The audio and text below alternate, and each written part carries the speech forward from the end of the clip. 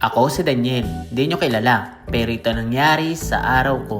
Magandang buhay! Pagkagising nga din pala namin ng jowa ko ay dumiretso na kami sa kabilang kwarto at binati lang din namin si Aliyah at birthday niya ngayong araw. Kaya nung bumangon na si Aliyah ay kinantahan namin siya ng happy birthday at bumaba na rin kami at nagbe-breakfast muna kami. Medyo halos anong oras na rin kasi at mag-aalas siya ng umaga kaya nagmamadali na kami at baka may maubusan kami ng pagkain at hanggang alas 10 lang din kasi yung pagkain dito. Pagkadating nga din pala namin dito ay binigay lang din namin yung sticker at kumuha na rin kami ng makakain. Buti na nga lang din ang pagkadating namin dito ay medyo may karamihan pa rin yung mga pagkain na kahain dito. Naulit din kasi sa amin ng kapatid ng jowa ko na minsan daw talaga ay nagkakaubusan ng pagkain dito pag medyo late nang pumunta. Buti na nga lang din ang pagkadating namin dito ay talaga naman napaka-kompleto pa ng pagkain at napakarami pang mga nakahain. After ko nga lang din pala makakuha ng pagkain ay nilagay nung nga dito sa lamesa at kumain na kaming sabay-sabay. Halos hindi nga rin kami magkakatabi ng kain at talaga naman puno kaya sa kabila na lang sila kumain at medyo umulan pa nga. Medyo halos maaga pa rin naman ito at okay lang din naman at maya-maya pa rin naman kasi kami bababa. Nung medyo tumila na nga rin ang ulan ay bumaba na nga sila dito at mga nauna na. Pagkadating nga namin dito ay hinanap ko lang din si Aliyah, bumaba lang din ako sa may bandang baba ng dagat at naglalaro sila dito ng mama niya. Ang nakakatuwa lang din talaga dito sa tabing dagat ay talaga namang napakahina ng alon kaya talagang kahit bata ay pwedeng tumambay dito. Medyo halos nga excited na rin jowa akong maligo kaya sabi ko sa jowa ko ay sasabay na ako at nagpa-video na nga lang din ako kay Nicole. Habang naliligo ako itong inaanak ko ay nilagay ko lang din sa aking balikat at dinala ko dito sa medyo gitnang dagat at para kahit paano ay makalubog sa tubig. Halos nga parang kailan lang din talaga tong inaanak ko at 3 taon na siya ngayon. Isa din kasi sa dahilan kaya pumunta kami dito sa Boracay magbe-birthday kasi itong inaanak ko kaya dito na siya naghanda. Ito din kasing inaanak ko ay talaga namang napakahilig sa tubig at talaga namang gustong-gusto maglaro dito sa may gilid ng tubig. Pagkatapos ko na nga lang din pala maglaro kay Aliyah ay pumunta muna ako dito sa ginagawang pangalan ng Boracay at talaga namang napakahirap din pala nito gawain. Ang nakakatuwa nga lang din talaga dito ay napakahina ng alon kaya naman talaga napakasarap magkaya. Kaya ito nga si Kuya ay bigla na nga lang din lumapit sa amin at nag-alok nitong masasakyan kaya inarkilan na nga lang din ng jowa ko at ang sabi ni si Nicole daw ay sumakay. Halos nga nung mga una-una ay talagang medyo nahihirapan pa siya at natutumba dito. Ang kagandahan nga din pala dito sa kanila ay pag nag-arikil ka ay talagang tuturuan kanilang sumakay dito at hindi ka na matutumba. Pag binyo nga marunong ka na sumakay dito ay pipicturean kanila at meron na rin bidyong kasama. Medyo halos din kasi mahirap timbangin lalo na pag medyo lumalakas ang alon at saka ang hangin. Tinangalan dito si Nicole ay talaga nang medyo mabilis-bilis din natuto at sumakay na nga lang din ako at nagpaturo na nga lang din kay Kuya. Sa pagturo nga din pala ni Kuya ay talaga naman napakadali lang at natuto nga lang din kami agad at sumakay na nga lang din yung jowa ko at magsasagwan kami. Medyo nga halos tumabing yung sinasakyan namin kaya nahulog si Nicole. After nga lang din pala namin na sinakay namin dito si Aliyah at saka yung mami niya at pinicturan nga lang din namin. Hindi na nga pala nagtagal yung kapatid ng jowa ko at hiniram ko na nga lang din muna at nagsagwa na rin ako at medyo natuto na rin kasi akong magsagwa. Pagkatapos nga lang din pala namin gumamit ay nagpicture na nga lang din muna kami dito sa may bandang gitna.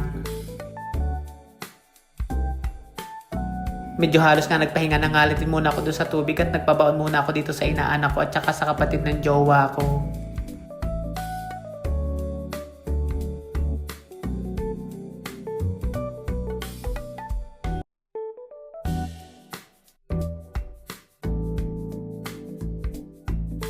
Bumalik na nga rin pala si Kuya, nagpa-arkila at kaya binayaran na rin ng jowa ko at may lumapit nga na din pa na nag-aalok dito ng kaya. Napakarami din palang inaalok ni Kuya at meron pang island hopping. Sa dami nga ng inaalok ni Kuya ay medyo naguguluhan nga yung kapatid ng jowa ko kaya ang sabi niya bumalik na nga lang din siya at magte-text na nga lang din yung kapatid ng jowa ko. Dito din kasi sa Boracay talaga naman pag nakatayo ka ay napakarami nag-aalok at talaga naman lalapitan kanila. At nga lang din pala namin ay nagdigo kami at nag-asikaso nga lang din pala kami ng jowa ko at lumabas nga pala pumunta kami. Nga lang din pala kami dito sa may castle at magpapapicture yung kapatid ng jowa ko at sinamahan ko nga lang din sila dito sa baba. Buti na nga lang din talaga at napakaganda ng panahon, hindi kagaya kanina na napakalakas talaga ng ulan. Pang 2 araw na nga lang din talaga namin dito at talaga namang napakaganda talaga ng panahon at napakainit. Habang ang pinipicturean dito yung kapatid ng jowa ko ay pinaglakad-lakad na nga lang din muna dito at napakaganda rin naman kasi ng araw. After nga lang din pala namin picture sa kapatid ng jowa ko ay dumiretso na dito kami sa kain at nagpa-picture na nga lang muna yung kapatid ng jowa ko. Pagkatapos nga lang din pala namin ng jowa ko ay bumili lang kami sa 7-Eleven. Kinagabihan nga din pala ay bumaba din kami ng jowa ko at kasama ko yung mga kapatid niya. Halos first time ko nga dito nakakita ng fire dancing at first time ko lang din kasi pumunta dito sa Boracay. Dito nga din pala sa Boracay ay talaga ng paggabi ay napakaraming ganap. Basta nga dapat pag nandito ka ay talaga nung mahilig ka maglakad at talaga nung marami kang makikita dito mga nagsasayang mga tao at napakarami din talaga ng mga nanunood. Nakakatuwa lang din talaga dito at talaga namang nakaka-relax panoodin sila at napakagaling nilang maglaro ng apo. Habang nanonood kami dito ay dumaan na nga din pala kami dito sa inuman at nag-inuman na nga lang din kami dito magpapamilya at nanood na nga lang din kami.